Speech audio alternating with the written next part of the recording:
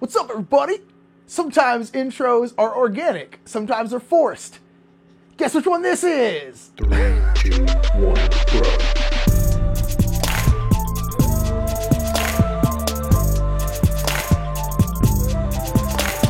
What's up, everybody? My name is Nick Murphy. I'm one half of the Brothers Murph, and this is Metagame Minute. Metagame Minute is a weekly segment where Mike or I talk about anything we want to talk about in the gaming world today. Today, I want to talk about locations. Location. Everyone says that, including the people doing tree work outside. There's still people doing tree work outside, and it's annoying. It's very frustrating, but you know what?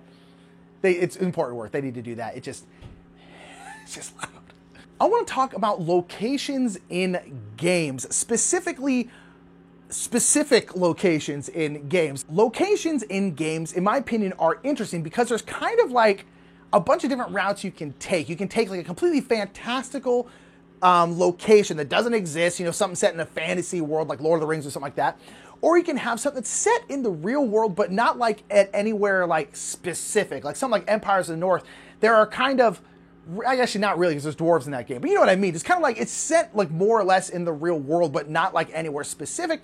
And then there's games like Macau, and that's set in Macau. It's like games that are set in a specific place. Carcassonne is set in Carcassonne. Like it's set in a specific place in the actual world.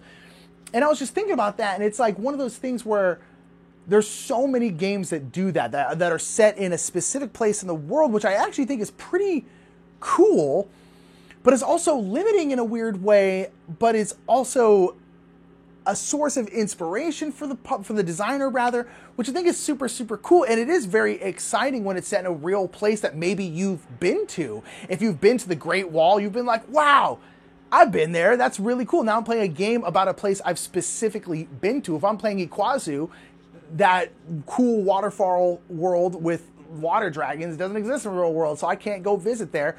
But I want to because it seems really, really pretty. But nonetheless, it's super cool, and especially like if like maybe where you live shows up in a game. Now we live in Los Angeles, so Los Angeles shows up in games. There's like, it's in Pandemic. It was like one of the most popular games ever. Los Angeles is one of the spots on there. But we're originally from Sacramento, which is in Northern California. It's the capital of California, if you didn't know. Knowledge. But nonetheless, we're from Sacramento. And Sacramento does not show up in board games. It's not a real sexy town. It's just a normal town. And so Sacramento doesn't really show up in board games ever. But it is in Great Western Trail because they are shipping cattle out west, and out west from Kansas City is Sacramento. So Sacramento is one of the last spots on there before you get to the very end spot, which is San Francisco.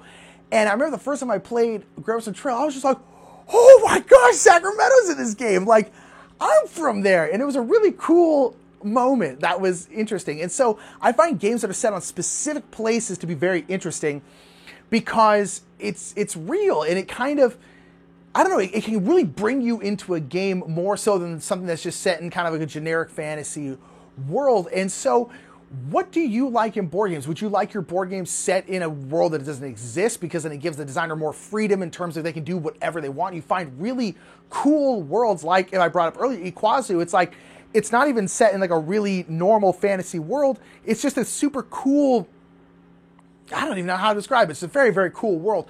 Is it something like that, or do you want something set in a specific place so that you can feel like you have somewhere that's more grounded in it and you can really feel connected to it because you're like, oh, that's a real place. Like Copenhagen is a real place, and there's a game called Copenhagen. That's cool. I live there, or whatever.